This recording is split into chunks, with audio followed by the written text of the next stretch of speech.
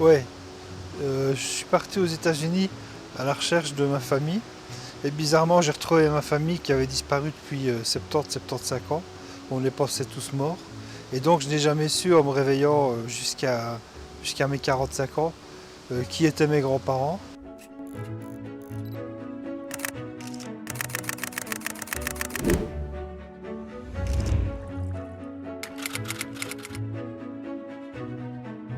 Un voyage qui a changé ma vie. Je pense que toutes les fois où on est allé à la montagne, c'était vraiment incroyable. C'était à chaque fois des expériences complètement différentes. Et vu que j'y suis allé jeune, et puis j'ai arrêté, et puis j'y suis retourné beaucoup plus grand, j'ai vu la différence de perception que je pouvais avoir et je profitais complètement différemment en fait. J'aimais déjà bien quand j'étais jeune, mais là, en revenant avec un petit peu plus de maturité, je prends le temps de contempler, tu penses plus à rien dans ta vie à côté en fait, c'est différent. Mais la montagne et sinon mon voyage à Malte, quand je suis allé avec mes potes, c'était la première fois que je partais avec ce groupe de potes là. Et j'ai appris à vraiment bien connaître quelqu'un parce que je pense qu'on apprend à connaître les gens en habitant avec eux pendant un certain temps, c'est un bon test. Et j'ai compris à ce moment-là que c'était vraiment parmi mes meilleurs potes. Oui, c'est l'année passée quand je suis retourné de mon pays d'origine.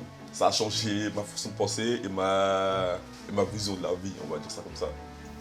Oui, ça a été un voyage en Arménie qui était tellement merveilleux que j'ai continué à aller en Arménie les années suivantes. Donc tous les étés, j'allais là-bas.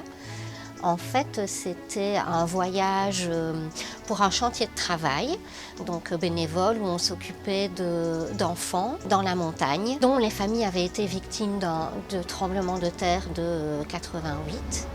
Dans le nord de l'Arménie, ça a été assez dramatique et donc nous on travaillait avec ces enfants et ça a vraiment été quelque chose qui m'a touchée hyper fort, tant les gens étaient accueillants, touchants et ça a été un voyage où je ne me suis pas sentie touriste mais où j'ai vraiment approché les personnes, où j'ai été dans les familles, je me suis fait d'ailleurs énormément d'amis que j'ai gardés encore aujourd'hui.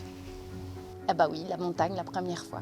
Quand j'ai découvert la montagne et que je me suis dit que waouh, c'était vachement mieux que ce que je pensais. Enfin, donc, pas seulement la montagne, mais la randonnée en montagne, les sports de montagne et les sports plutôt d'été de montagne, parce que je ne suis pas très douée pour ceux d'hiver. Mais c'est quand même très, très beau. Changer ma manière d'être vraiment profondément. En fait, plusieurs voyages. J'aime bien de voyager déjà. Je voyage pas très loin, mais je vais voir des amis à gauche, à droite, beaucoup en France.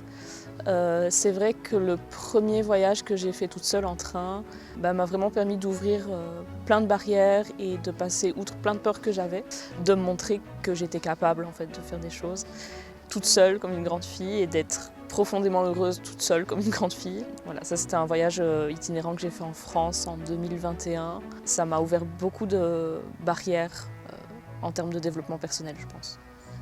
Le voyage qui m'a le plus marqué, c'est quand je suis partie à Marrakech avec ma maman.